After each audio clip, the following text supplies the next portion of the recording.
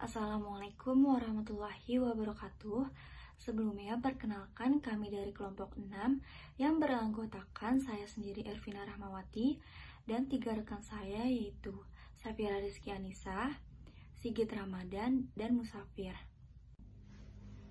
Pada presentasi kali ini kami akan membahas materi mengenai strukturalisme genetik pada mata kuliah Sastra Anak yang diampu oleh Ibu Khoirunisa, MPD.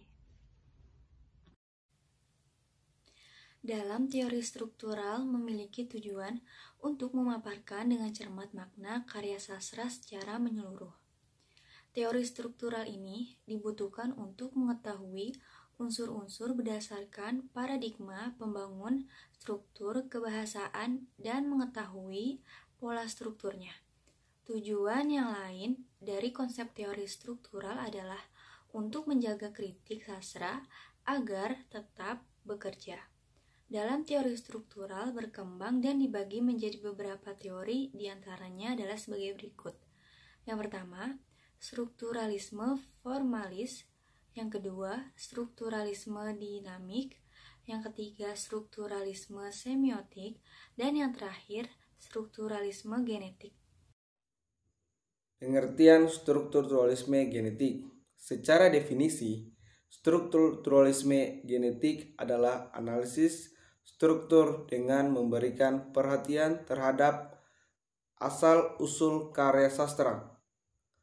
Secara ringkas, berarti strukturalisme genetik sekaligus memberikan perhatian terhadap analisis intrinsik dan ekstrinsik.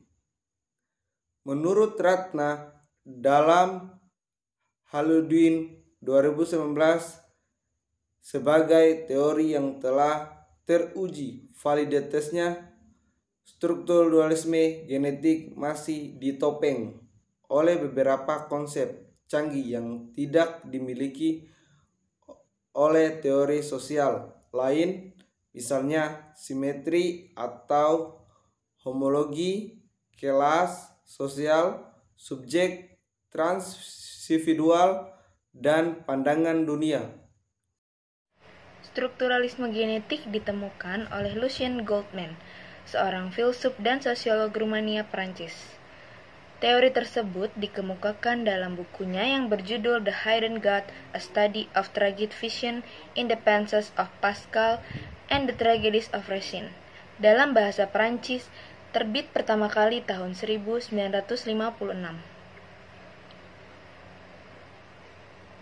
Menurut Yasa dalam Helaludin tahun 2019 halaman 3, strukturalisme genetik merupakan salah satu metode penelitian sastra yang populer digunakan dalam menganalisis karya sastra, baik novel, cerpen maupun puisi. Teori ini merupakan salah satu cabang sosiologi sastra yang memadukan antara struktur teks, konteks sosial, dan pandangan dunia pengarang. Teori ini menekankan hubungan antara karya sastra dengan lingkungan sosial. Dalam masyarakat, sesungguhnya manusia berhadapan dengan norma dan nilai. Dalam karya sastra juga dicerminkan norma dan nilai yang secara sadar difokuskan dan diusahakan untuk dilaksanakan dalam masyarakat.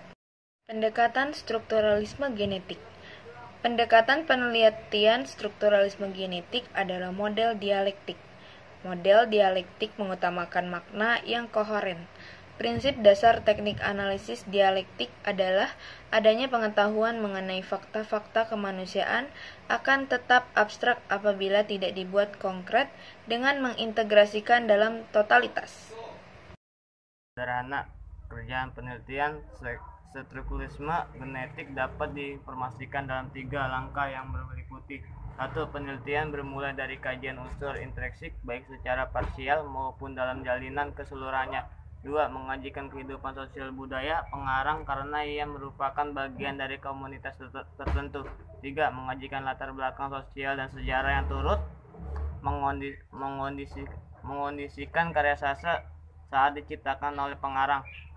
Konsep pandangan dunia pengarang. Menurut Goldman dalam Anggaryani 2019, pandangan dunia Worldview merupakan sesuatu pemahaman total terhadap dunia dengan segala permasalahannya. Artinya, analisis ini dilakukan bukan pada ranah isi, melainkan lebih pada struktur.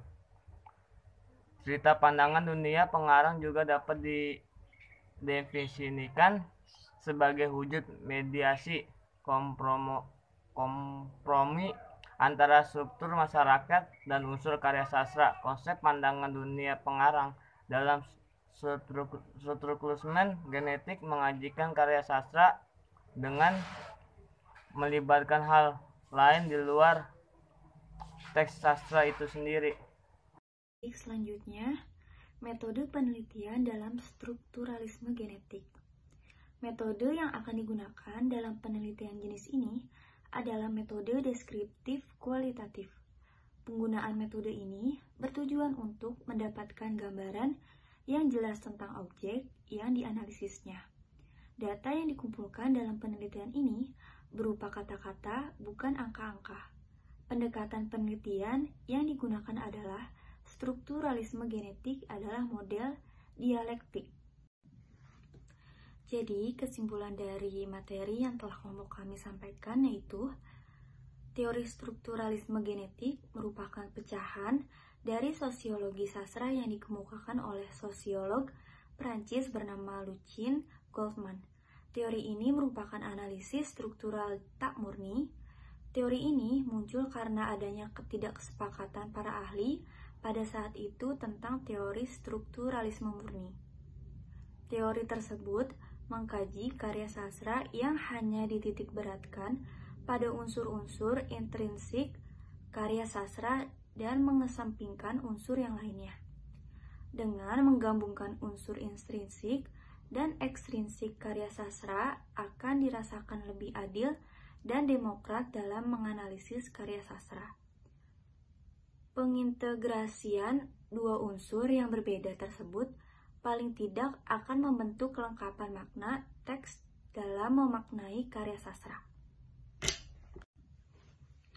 Sekian presentasi dari kelompok kami, kurang lebihnya mohon maaf. Wassalamualaikum warahmatullahi wabarakatuh.